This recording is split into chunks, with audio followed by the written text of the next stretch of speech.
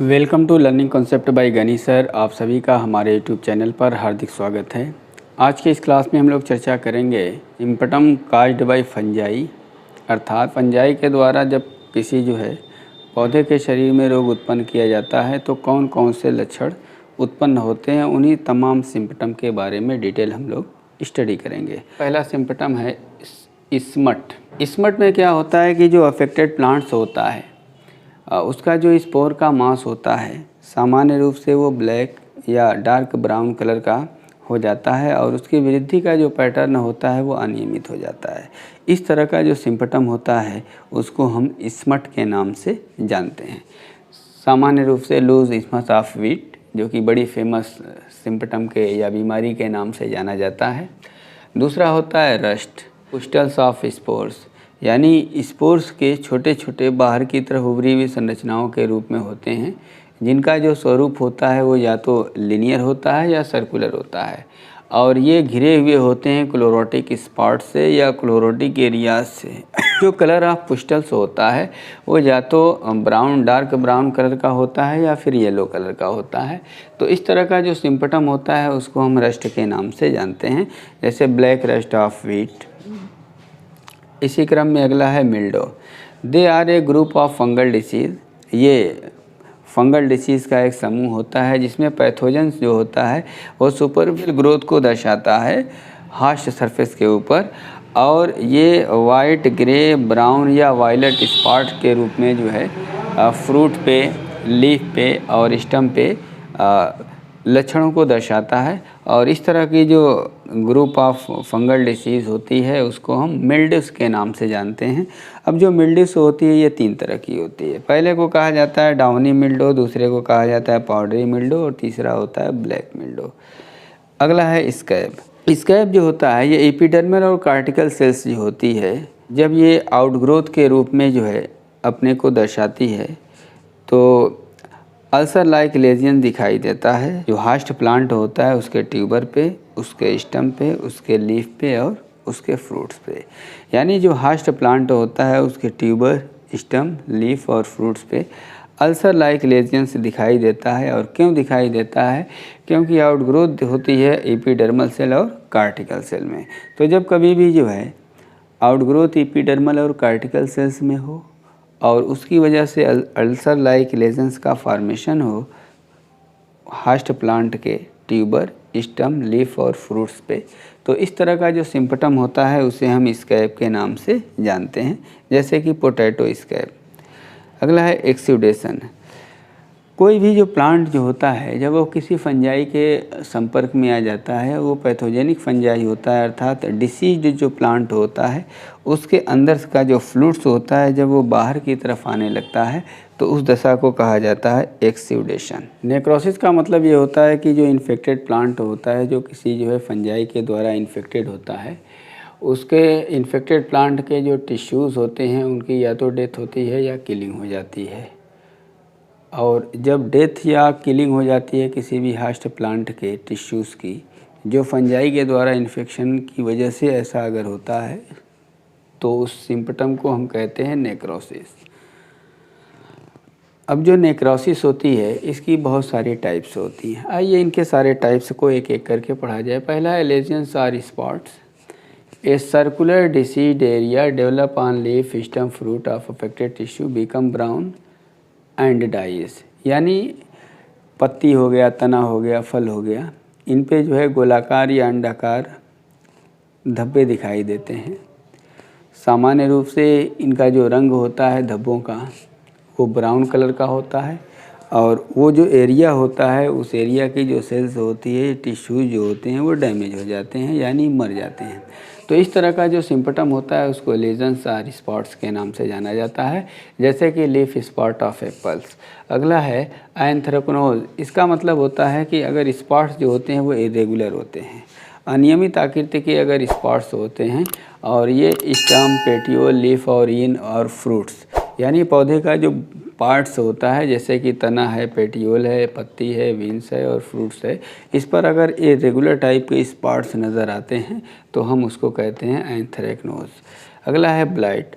अगर किसी प्लांट या इसके किसी पार्ट्स के टिश्यूज़ की या सेल की अगर सडन यानी अचानक अगर डेथ हो जाती है और वो डेथ जिस पार्ट या टिश्यूज़ की होती है वो अगर ब्राउन या ब्लैक कलर का होता है और जल्द ही जो है वो सड़ना गलना शुरू हो जाता है और वो एक कैरेक्टरिस्टिक्स ऑर्डर्स रिलीज़ करता है, तो इस तरह के सिम्पटम को हम ब्लाइट के नाम से जानते हैं, जैसे कि late blight of potato, early blight of potato. अगला है damping off. The stem of young seedlings is affected at the ground level and causes dropping down, death of young seedling. मतलब कि जो यंग सीडलिंग होती है वो उसकी sales जो होती हैं वो डैमेज हो जाती हैं और वो जो है डाउनवर्ड्स यानी नीचे की तरफ झुक जाता है और गिर जाता है।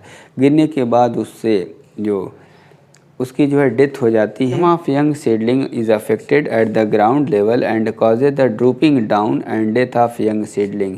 इसका मतलब ये होता है कि जो स्टम्स की जो यंग सीडलिंग्स होती है उसको ग्राउंड लेवल पे ही वो इन्फेक्टेड हो जाती है और इन्फेक्टेड होने के बाद वो नीचे की तरफ झुक जाती है या गिर जाती है, उसके बाद सीडलिंग जो होती है उसकी मौत हो जाती है।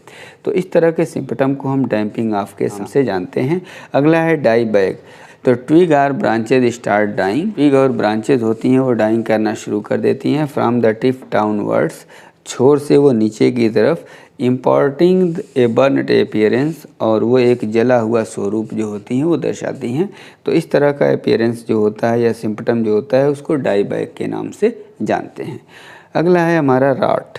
व्हेन अफेक्टेड टिश्यू डाई, जब इन्फेक्टेड जो ऊतक होते हैं वो मर जाते हैं, डिकम्पोज सड़ना गलना शुरू हो जाते हैं, टू ए ग्रेटर एक्सटेंट उसकी अधिकांश जो मात्रा होती है वो सड़ना गलना शुरू हो जाती है और वो अपना कलर ब्राउन कर लेते हैं या वो अपने कलर को ब्राउन कन्वर्ट कर लेते हैं। इस सिम्पटम को हम रॉट कहते हैं। Hyperplasia and hypertrophy. These includes all kinds of overgrowth due to abnormal increase in the number of cell due to excessive cell division, जिसको हम हाइपरप्लासिया कहते हैं, या increases in size of the cell, जिसको हम hypertrophy कहते हैं। यानी या तो सेल डिवीज़न के एबनॉर्मल हो जाने की वजह से, या ये कहा जाए कि this includes all kinds of overgrowth, मतलब कि ज़रूरत से ज़्यादा अगर वृद्धि हो जाती है तो वो सभी कलेक्टिवली जो है हाइपरप्लासिया और हाइपरट्रॉफी के अंतर्गत आती हैं। अब ऐसा क्यों होता है? Due to the abnormal increase in the number of cell due to excessive cell division. अगर जो है सेल डिवीज़न जितनी ज़रूरत है उससे ज़्यादा हो जाता है तो उस दशा को हम जो है हाइपरप्लासिया के नाम से जानते हैं। और अगर सेल की जो साइज़ है वो बड़ी हो जाती है तब हम उसको कहते हैं हाइपरट्रॉफी। यानी सेल के नंबर में अगर बढ़ोतरी होगी, यानी कोशिकाओं की जनसंख्या में अगर बढ़ोतरी होगी तो हाइपरप्लासिया कहलाएगा। सेल की साइज़ में अगर बढ़ोतरी होगी तो हाइपरट्रॉफी कहलाएगा। तो हाइपरप्लासिया और हाइपरट्रॉफी ये दोनों ही जो है आपके सिम्पटम के अंतर्गत आते हैं। इसके अंतर्गत कुछ और भी कंडीशंस हैं, जैसे कि गाल्स, ट्यूमर एंड वार्ट्स। ये गाल्स, ट्यूमर और वार्ट्स जो होते हैं, इसमें पहले हम लोग ये जानें कि गाल्स किसको कहते हैं। अगर कोई प्लांट बॉडी का पार्ट्स इरेगुलर शेप का हो, उसमें जो है ग्लोब्यूल्स और इलांगेटेड स्ट्रक्चर्स दिखाई देते हैं और वो फ्लैशी नेचर के हों या फिर वुडी नेचर के हों, तो इस तरह के सिम्पटम को हम गाल्स के नाम से जानते हैं। अगला टर्म है इसमें tumour. Large flashy and hard गाल जो होता है, यानी आकार में बड़ा, फ्लैशी नेचर का हो, और अगर गाल का नेचर कैसा हो, हार्ड हो, तो लार्ज फ्लैशी एंड हार्ड गाल को क्या कहेंगे? ट्यूमर कहेंगे। इसी तरह से rough protuberance on the tuber, अगर जो है खुरदरे आउटग्रोथ या वृद्धि ट्यूबर की सतह पे जो पाई जाती है हम उसको कहते हैं, ट्यूबर और स्टम्स की सतह पे जो पाई जाती है उसको हम कहते हैं वार्ट। तो इस तरह से जो है गाल्स, ट्यूमर और वार्ट्स। गाल्स का मतलब होता है कि ये ग्लोबोज और इलांगेटेड और रेगुलर शेप की जो आकृतियाँ होती हैं, फ्लैशी या वुडी नेचर की होती हैं, उसको हम गाल्स कहते हैं। अब ऐसा गाल जिसका नेचर कैसा हो, हार्ड हो, लार्ज और फ्लैशी हो, उसको हम ट्यूमर कहेंगे। और वार्ट का मतलब होता है अगर ट्यूबर और स्टम्स की सतह पर रफ आउटग्रोथ के रूप में कोई संरचना दिखाई देती है तो हम उसको वार्ट कहते हैं। इसी क्रम में अगला है रोजेटिंग। When the infected plant leads to the formation of brownish superficial roughening on the skin of tuber or fruit, अगर फल या इसके ट्यूबर की जो सतह है उस पर अगर ब्राउन कलर की कोई रफ आउटग्रोथ के रूप में संरचना दिखाई देती है तो उसको हम रोजेटिंग्स के नाम से जानते हैं। इसी तरह है अगला एडिमा एंड कैलस। अगर कोई भी एपिडर्मल सेल इन्फेक्टेड प्लांट का की सतह का कोई भी एपिडर्मल सेल अगर स्वेलिंग दिखाता है यानी अपने अंदर फुलाव की घटना को दिखाता है या वो फूल जाता है तो इस तरह की जो दशा होती है उसको हम एडिमा के नाम से जानते हैं। और अंतिम है आपका कैलस।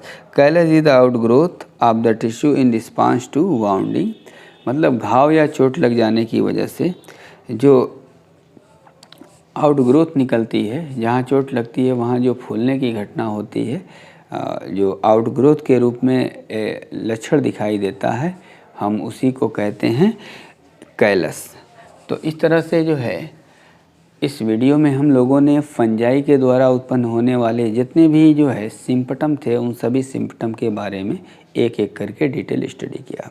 एग्ज़ाम के पॉइंट ऑफ व्यू से ये टॉपिक काफ़ी इम्पॉर्टेंट है क्योंकि शार्ट टाइप के क्वेश्चन यहाँ से अक्सर पूछे जाते हैं।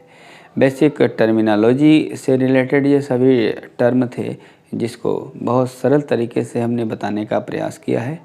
वीडियो को लाइक, शेयर और सब्सक्राइब करना न भूलें। यदि कोई डाउट हो तो कमेंट बॉक्स में ज़रूर कमेंट करें। मिलेंगे फिर नेक्स्ट वीडियो में, तब तक के लिए बाय।